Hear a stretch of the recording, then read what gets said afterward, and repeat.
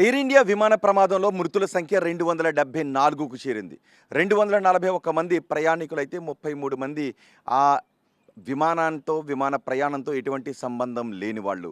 కేవలం ఆ మెడికల్ హాస్టల్‌లో ఉన్నవాళ్ళు, ఆ మెడికల్ హాస్టల్‌కి సంబంధించి అందులో పనిచేసేవాళ్ళు, ఆ సమయంలో అక్కడ ఉన్నవాళ్ళు మరో 33 మంది ఉన్నారు. ఈ సంఖ్య ఇంకా పెరిగే అవకాశం కూడా ఉంటుంది అని చెప్తున్నారు. మనం చూస్తున్నాం. నిన్నటి వరకు మనం చూసాం. అక్కడే విమానం క్రాష్ ల్యాండ్ అయింది. ఇప్పుడు మీరు చూస్తున్నారుగా, ఆ బిల్డింగ్ పైనే విమానం క్రాష్ ల్యాండ్ అయింది. నిన్నటి వరకు అక్కడ టెయిల్ పార్ట్ కూడా మనకు కనిపించింది. నిన్న అధికారులు వచ్చి ఆ టెయిల్ పార్ట్‌ను పూర్తిగా క్రేన్ల సాయంతో 2 క్రేన్లను తీసుకొచ్చి టెయిల్ పార్ట్‌ను పూర్తిగా తొలగించారు. సరిగ్గా ఇప్పుడు మీరు చూస్తున్నది ఆ ప్రదేశంలోనే విమానం పడింది. పడిన తర్వాత విమానం ఒక్కసారిగా బ్లాస్ట్ అయింది. ఫ్యూయల్ అంతా ముందు వైపుకు ఎగజిమ్మింది. అందుకే అటువైపు నల్లగా 4 బిల్డింగులు కనిపిస్తున్నాయి. ఆ నల్లటి 4 బిల్డింగుల్లో ఉన్నవాళ్ళు కూడా దీని బారిన పడ్డారు. అందులో మొదటి బిల్డింగ్‌కి ఇంజిన్ వెళ్లి గుద్దుకోవడంతో దానికి ఒక పెద్ద హోల్ కూడా పడింది. దాని ముందు భాగంలోనే. ఇప్పుడు మీరు చూస్తున్నారు కదా, ఆ బిల్డింగుల కిందే ఇంజిన్ పార్ట్స్, ఇతర భాగాలన్నీ కూడా పడి ఉన్నాయి. ఇంతకుముందు మనం చూపించాం, వాటర్ ట్యాంక్‌తో సహా చూపించిన ఈ బిల్డింగ్ పైన ఎక్కడైతే విమానం క్రాష్ ల్యాండ్ అయిందో ఆ బిల్డింగ్ పైనే ఆ టెయిల్ పార్ట్‌ని తీసేశారు. నిజానికి పోలీసులు ఇక్కడ చాలా గోప్యంగా ఉంటూ ఉన్నారు. అధికారులందరూ కూడా చాలా గోప్యంగా ఉంటున్నారు. టెయిల్ పార్ట్‌ని తీసేటప్పుడు మీడియా కంటపడకుండా తీయాలని వాళ్ళు ప్రయత్నించారు. కేవలం మనం ఉన్న ఈ ప్లేస్ నుంచి మాత్రమే ఆ టెయిల్ పార్ట్‌కి సంబంధించిన దృశ్యాలు, విమానం ఎక్కడ క్రాష్ ల్యాండ్ అయిందో ఆ బిల్డింగ్ చాలా స్పష్టంగా కనిపిస్తున్న ప్రదేశం ఇదే. అయితే ఇది ప్రైవేట్ ప్లేస్ కావడంతో పోలీసులు ఇక్కడికొచ్చి ఈ బిల్డింగ్ ఓనర్‌ని ఎవరిని రానివ్వద్దు అని వాళ్ళని బెదిరించి నిన్న మీడియానంతటిని కూడా పంపించేశారు. దీనికి ఒక 50 మీటర్స్ రేడియస్‌లో మీడియాని ఎవరిని కూడా ఇక్కడికి అలౌ చేయకుండా మొత్తం పోలీసులు కార్డన్ చేశారు. నిన్న విమాన శకలాలను తొలగించిన భాగం అది. నిన్న విమానం తోక భాగాన్ని తొలగించేటప్పుడు కూడా మరో మృతదేహం అక్కడే కనిపించింది. బిగ్ టీవీ ఆ విషయాన్ని కూడా మనం లైవ్ తీసుకుంటున్నప్పుడే ఆ మృతదేహం ఒకటి కనిపించడంతో ఆ బాడీని కూడా అక్కడి నుంచి తీస్తున్న దృశ్యాలు కూడా మనం చూసాం. ఆ తర్వాత ఒకవేళ ఆ పార్ట్‌ని పైకి క్రేన్ సహాయంతో లేపుతూ ఉంటే అక్కడ ఇంకా ఏం జరుగుతుందో అని అనుమానించిన పోలీసులు మీడియానంతటిని కూడా కిందకి పంపించేశారు. ఇప్పుడు తోక భాగం తొలగించిన తర్వాత, విమానం టెయిల్ పార్ట్ తొలగించిన తర్వాత ఆ బిల్డింగ్ మనకి ఇప్పుడు కనిపిస్తున్న విధంగా ఉంది. అండ్ మీకు ఇంకొక విషయం తెలుసా? ఈ ప్రమాదంలో 274 మంది ఇప్పటివరకు చనిపోయారు కదా! ఇప్పుడు ఈ విమాన ప్రమాదం జరిగిన ప్లేస్‌ని చూసారు కదా! ఇంకొంచెం మనం జూమిన్‌లోకి వెళ్దాం. ఇంకొంచెం మనం జూమిన్‌లోకి వెళితే మీకు అక్కడ ఒక గ్రీన్ కలర్ బిల్డింగ్ కనిపిస్తుంది. అదిగో చూడండి ఒక్కసారి. ఆ బిల్డింగ్ కనిపిస్తుంది కదా! అదేంటో తెలుసా? అదే సివిల్ హాస్పిటల్. కేవలం 50 మీటర్ల దూరంలో ఉంది ఆ సివిల్ హాస్పిటల్. ఇప్పుడు అదే అందరూ భయపడుతూ ఉన్నారు. ప్రమాదం ఇక్కడ జరిగింది. 274 మందిని పొట్టన పెట్టుకున్న దురదృష్టకర ప్రమాదం ఇక్కడ చోటు చేసుకుంది. ఒకవేళ ఇంకో 50 మీటర్ల దూరం అయితే నిజానికి అదిగో అదే సివిల్ హాస్పిటల్. ఆ సివిల్ హాస్పిటల్‌లో ఎంతోమంది, వందలాది మంది రోగులుంటారు, డాక్టర్లుంటారు. ఒకవేళ కొంచెం అటు ఇటు అయ్యున్నట్లయితే ఆ సివిల్ హాస్పిటల్‌పై విమానం ఏదైనా కొంచెం ముందుకు వెళ్తే ప్రమాద తీవ్రత వేరే రేంజ్‌లో ఉండేది. ఇప్పుడు ఈ విమాన ప్రమాదంలో చనిపోయిన వారి మృతదేహాలన్నీ కూడా ఆ సివిల్ హాస్పిటల్‌లోని ఇప్పుడు మీరు చూస్తున్న ఆ సివిల్ హాస్పిటల్‌కి తరలించారు. ఆ పక్కనే ఉంది ఫోరెన్సిక్ సైన్స్ ల్యాబ్. ఆ ల్యాబ్‌లో వారి డీఎన్ఏలను పరీక్షిస్తున్నారు. ఇప్పటివరకు కూడా విజయ్ రూపాని బాడీని కూడా గుర్తించలేకపోయారు. కేవలం ఇప్పటివరకు 19 మంది డీఎన్ఏ మ్యాచ్ అయినట్టుగా తెలుస్తుంది. ఇప్పటికే 200కు పైగా బాడీస్‌ని రికవర్ చేశారు. కేవలం మొత్తం అన్నీ కూడా ఈ విమాన ప్రమాదంలో చనిపోయిన 241 మంది బాడీస్‌ని కూడా ఇంతవరకు రికవరీ చేయలేదు. మరో 33 మంది అదనంగా ఉన్నారు. అంటే చాలామంది మాడిపోయిన స్థితిలో కూడా ఉండొచ్చు అని చెప్తున్నారు. నిన్న ఈ విమాన టెయిల్ పార్ట్‌ని తొలగించిన తర్వాత వాటి కింద ఏమైనా మృతదేహాలు లభ్యమయ్యాయా అనే విషయాన్ని మాత్రం అధికారులు చాలా గోప్యంగా ఉంచుతున్నారు. అంతేకాదు, ఈ టెయిల్ పార్ట్‌ని తొలగించిన తర్వాత ఆ ముందు వైపు ఉన్న ఇంజిన్ పార్ట్ ఎక్కడైతే పడిందో అవన్నీ కూడా శిథిలాల కిందే ఉన్నాయి. ఇటు బోయింగ్ ప్రతినిధులు, డీజీసీఏ ప్రతినిధులు అందరూ వచ్చి వాటిని పరిశీలించిన తరువాత మాత్రమే అక్కడ శకలాలను తొలగించే ప్రయత్నం జరుగుతుంది. ఆ శకలాలను తొలగించేటప్పుడు మరిన్ని మృతదేహాలు వాటి కింద నుంచి వెలుగు చూసే అవకాశం ఉంటుందని చెప్తున్నారు. ఎందుకంటే 274 మిస్సింగ్. అందులో 200కు పైబడి మృతదేహాలను రికవరీ చేసుకున్నారు. ఇంకా చాలా మంది విషయం కనిపించకుండా పోయిన వాళ్ళ విషయం తెలియడం లేదు. కాబట్టి ఆ శిథిలాల కింద ఇంకా మృతదేహాలు ఉండే అవకాశం ఉంటుందని చెప్తున్నారు. ఒకవైపు పరిశోధన జరుగుతోంది కాబట్టి కమిటీ పరిశీలిస్తోంది. డీజీసీఏ ప్రతినిధులు, బోయింగ్ సంస్థ ప్రతినిధులు అందరూ పరిశీలిస్తున్నారు కాబట్టి వాళ్ళకి సంబంధించిన ఆధారాల కోసం వాళ్ళు సేకరించుకుంటూ ఉంటారు కాబట్టి అందుకు ఆ శిథిలాలను వెంటనే తొలగించడం లేదు. వన్స్ వాళ్ళ పరిశోధన పూర్తయిన తర్వాత ఆ శిథిలాల తొలగింపు ప్రక్రియ ఇంకొంచెం వేగంగా మారుతుంటుంది. అప్పుడు ఇంకెన్ని బాడీస్‌ని వాళ్ళు రికవరీ చేసుకున్నారనే విషయాన్ని వెల్లడించే అవకాశం ఉంటుంది. ఇప్పటివరకు కేవలం ప్రయాణికులు విమానంలో ప్రయాణిస్తున్న మరణించిన ప్రయాణికుల సంఖ్యను మాత్రం అధికారికంగా వెల్లడిస్తున్నారు తప్ప మిగిలిన సంఖ్య విషయంపై మాత్రం కొంత గోప్యత పాటిస్తూ ఉన్నారు. ఇంతవరకు చెప్తున్నారు 274 కంటే ఇంకా ఎక్కువే ఉండే అవకాశం ఉంటుందని చెప్తున్నారు. ఇటు ఎక్స్‌గ్రేషియాకి సంబంధించి మల్లికార్జున ఖర్గే కూడా నిన్న ఈ బాధితులను పరామర్శించారు. కేంద్ర ప్రభుత్వం అందరికీ కూడా విమాన ప్రయాణికులతో పాటు ఈ ప్రమాదంలో విమాన ప్రయాణికులతో సంబంధం లేని మరణాలు కూడా చోటు చేసుకున్నాయి. ఇది హాస్టల్లో ఉన్నవాళ్ళు, హాస్టల్లో పనిచేస్తున్న వాళ్ళు, ఆ సమయంలో అక్కడ ఉన్నవాళ్ళు ఎవరైతే చనిపోయారో వాళ్ళందరికీ కూడా అదే స్థాయిలో ఎక్స్‌గ్రేషియాని ప్రకటించాలని కోరుతున్నారు.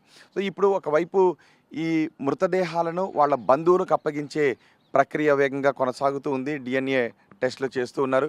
మరోవైపు విమాన ప్రమాదానికి కారణాలు ఏంటి అని, విమాన ప్రమాదానికి కారణాలు ఏంటి అనేది ఇంకా స్పష్టంగా తెలియలేదు. నిన్న బ్లాక్ బాక్స్లో రికార్డ్ అయిన ఆడియో గురించి వార్తలు చక్కర్లు కొట్టాయి.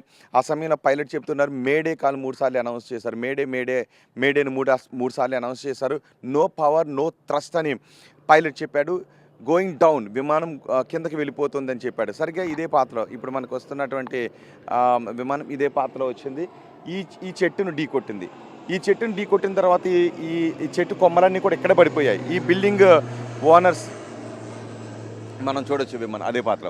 ఈ బిల్డింగ్ యజమానులు ఇక్కడ చాలా ఎక్కువ మంది ఉంటారు. వీళ్ళందరూ కూడా ఆ సమయంలో మధ్యాహ్నం భోజనాలు చేసి అక్కడే పడుకున్నారంట. విమానం ఎంత కింద నుంచి వెళ్తుంది అనుకున్నారు. అయితే ఏమనుకున్నారంటే రోజు విమానాలు చాలా కింద నుంచే వెళ్తున్నాయి, ఏదో రోజు ఇక్కడ పడిపోతుందేమో, ఇంటిపైన పడిపోతుందేమో అని వాళ్ళు మామూలుగా అనుకుంటూ ఉండేవారు. ఆ రోజు మాత్రం ఇదిగో ఈ చెట్టు కొమ్మల పైనుంచే ఆ విమానం వెళ్ళడంతో ఈరోజు ఇంకా కింద నుంచి వెళ్ళింది అని అనుకుంటూ ఉన్నారు. అంతలోనే పెద్ద శబ్దం వచ్చింది. ఏం జరిగింది, బిల్డింగ్ కూలిపోయిందా, విమానం పడిందని ఇటు పక్కకు వచ్చేసరికి ఇవన్నీ కూడా మంటలు కనిపిస్తూ ఉన్నాయి. సో ఆ సమయంలో వీళ్ళు కూడా అబ్జర్వ్ చేశారు, విమానం రోజు కంటే కింద నుంచి వెళ్తుంది, విమానం అక్కడే కూలిపోయిందని. పైలట్ చెప్పిన మాటలను కూడా ఇప్పుడు చెప్తున్నారు, సోషల్ మీడియాలో చక్కర్లు కొడుతున్నారు. పైలట్ 3 సార్లు మేడే కాల్ని అనౌన్స్ చేశాడు.